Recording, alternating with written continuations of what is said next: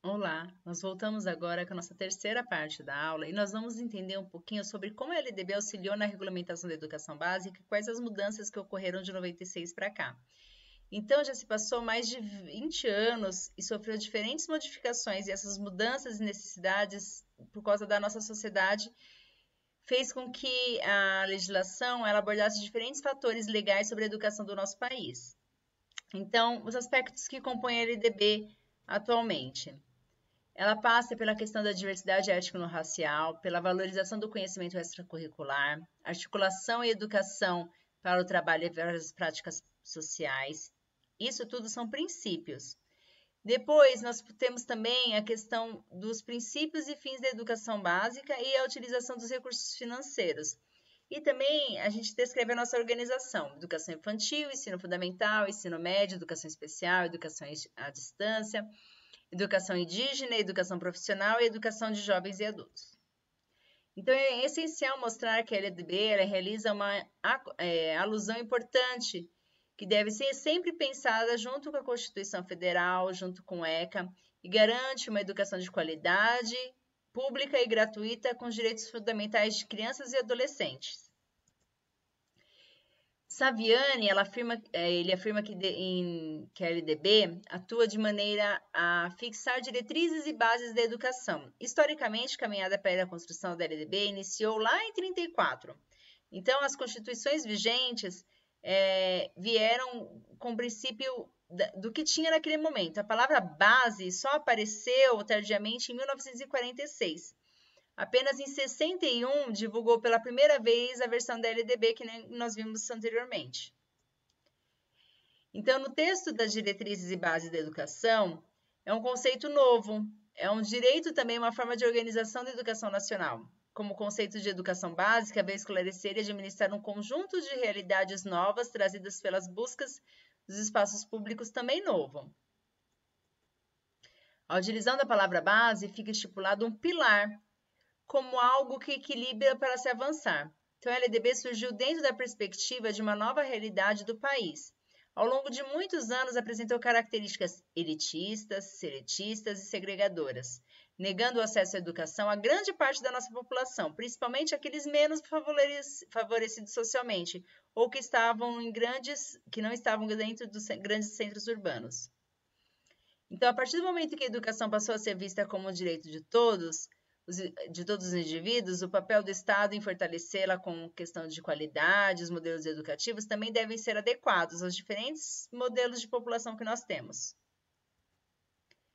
Pelo que foi apresentado até agora, sempre é importante citar que o caráter gratuito da educação garante que, pelo fato de ser pública, traz consigo a questão da cidadania, uma vez que tudo que nela pertence se integra e não apenas é seu, mas sim da comunidade. Então, o LDB surgiu com o intuito de defender a garantia da universalidade da educação, assegurando a questão dos acessos, das normas, das regras, a questão dentro das escolas públicas e particulares, sem excluir esses dois mundos e integrando suas diferenças e reforçando a questão das características inerentes em cada realidade. Então, para entender as relações entre a questão da LDB vigente e os artigos que foram acontecendo, os trechos apontam sempre a necessidade da lei ter um espaço para a construção de base nos moldes que dispomos atualmente, ignorando sempre a questão de tudo que veio anterior e trazendo uma nova visão a ser desenvolvida com competências e habilidades. Então, a Lei de Diretrizes e Bases da Educação Nacional é a mais importante legislação que nós temos. E aí nós temos aqui, por exemplo, um supervisor de ensino que chegou com novos professores substitutos nomeados para atuar em sua instituição. Esses docentes apresentaram pontos de vista divergentes sobre a finalidade da escola. Alguns acreditavam que a escola não deve focar no ensino dos conhecimentos escolares, mas enfatizar o aprendizado da cidadania. Outros já defendiam que a escola deve ser unicamente preparar os alunos para o mundo do trabalho. Dessa forma, sérios debates ocorrem dentro da sala dos professores com os novos colegas e defendem seus pontos de vista. A partir do que foi exposto, o que nós podemos colocar que o Marcos, que é esse supervisor, pode intervir junto com esses professores recém-chegados na escola. Tendo como base a LDB, é possível argumentar que o grupo de professores que a finalidade da educação nacional está prevista na lei. A LDB, ela preconiza o desenvolvimento pleno do educando em 3 grandes áreas: o ensino do conhecimento escolar, o exercício da cidadania, para que conheça os seus direitos e deveres, e também para a preparação do mundo de trabalho.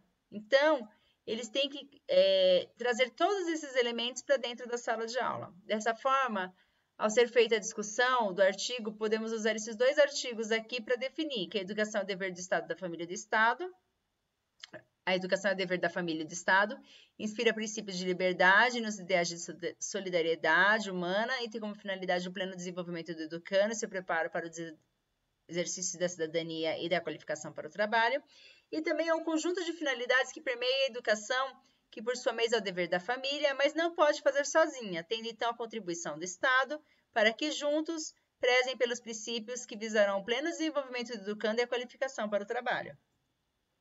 Então, a LDB de Diretrizes e Bases, ela modificou a organização da estrutura da educação brasileira. Sendo assim, é importante você conhecer os eixos que são referidos nessa proposta. A prática social, que corresponde a todas as atividades sociais executadas que acabam por produzir suas próprias existências de seres humanos, e também significa a soma dos processos históricos determinados pelas ações humanas.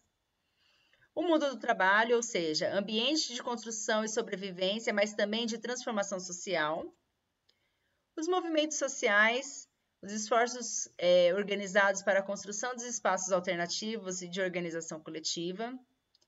As manifestações culturais, as expressões de cultura enquanto conceito antropológico, que reportam ao mundo criado por homens através de sua intervenção sobre a natureza. Nesse sentido, não há uma cultura superior à outra, mas sim culturas diferentes.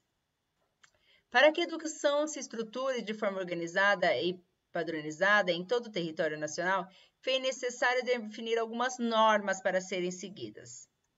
Agora nós vamos ver um pouquinho o que mudou na LDB após a reforma do ensino médio. Então, mudou a questão do ensino da arte, que era especialmente com expressões regionais e componentes. E agora, o ensino da arte, especificamente com suas expressões regionais, constituirá componente curricular obrigatório na educação básica.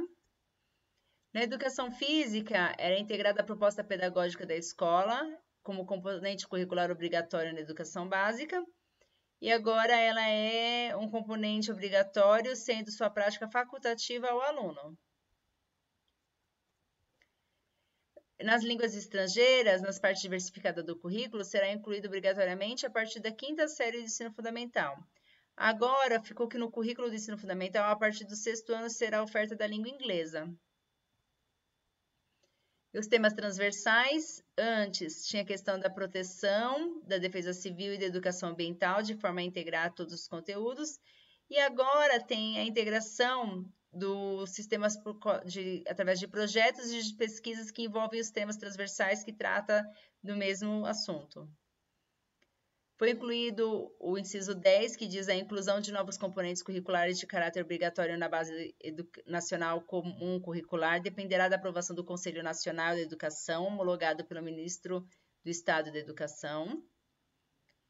A seção 4 do ensino médio foi incluso um novo artigo, no qual vincula a educação básica, a Base Nacional Comum Curricular aos direitos e objetivos de aprendizagem. Este artigo está composto por 8 parágrafos, que estão eles divididos em parte diversificada do currículo.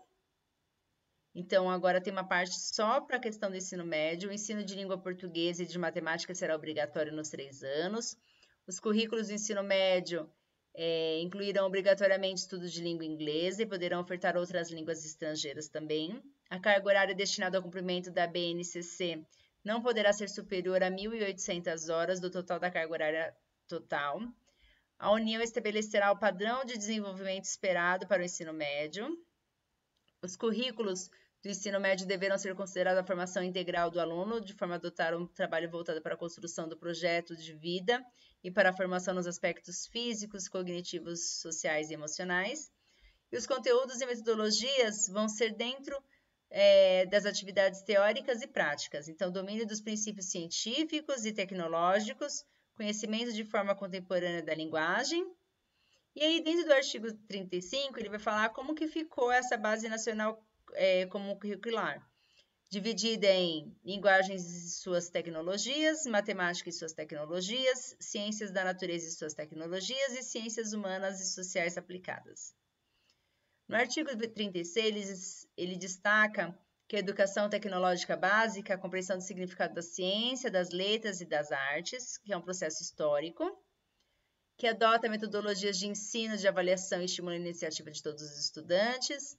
Ela será incluída como língua estrangeira moderna como disciplina obrigatória e serão incluídas a filosofia e a sociologia como disciplinas obrigatórias em todas as séries do ensino médio. E como ficou? Ficou a partir da LDB no artigo 36. Linguagens e suas tecnologias, matemática e suas tecnologias, ciências da natureza e suas tecnologias, ciências humanas e sociais aplicadas e formação técnico-profissional.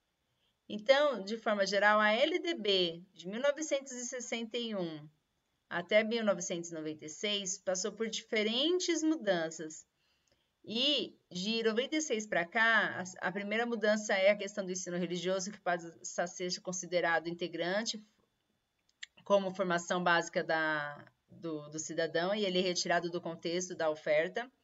Em 2003, é incluída a obrigatoriedade do ensino de História e de Cultura Afro-Brasileira no calendário escolar. Em 2006, o ensino fundamental passa a ter duração de 9 anos. Em 2008, foi criada a opção do ensino técnico integrado ao ensino médio. Em 2013, é a obrigatoriedade dos 4 aos 17 anos como educação básica. Então, nós concluímos a nossa aula de hoje com a seguinte frase: na educação básica, não é o ensino da ciência que deve nortear o aprendizado, mas sim o estudo, o melhoramento e o agir da ciência no ensino. Não é subindo o nível das provas que o nível dos estudantes subirá, mas é preocupando-se primeiramente com o nível dos estudantes, que o nível das provas subirá naturalmente. E para subir o nível dos estudantes, é preciso trabalhar duro, aula após aula, construindo, pensando, repensando, fazendo planos A, B e C, dedicando-se, cumprindo-os e realizando autocrítica sempre. Se não for assim, não é educação, é instrução. E instrução só pega quem tem o jeito, quem já tem educação. Então, nós terminamos a nossa aula por aqui, lembrando sempre da importância e da diferença entre educar e instruir, tá bom? Muito obrigada a todos.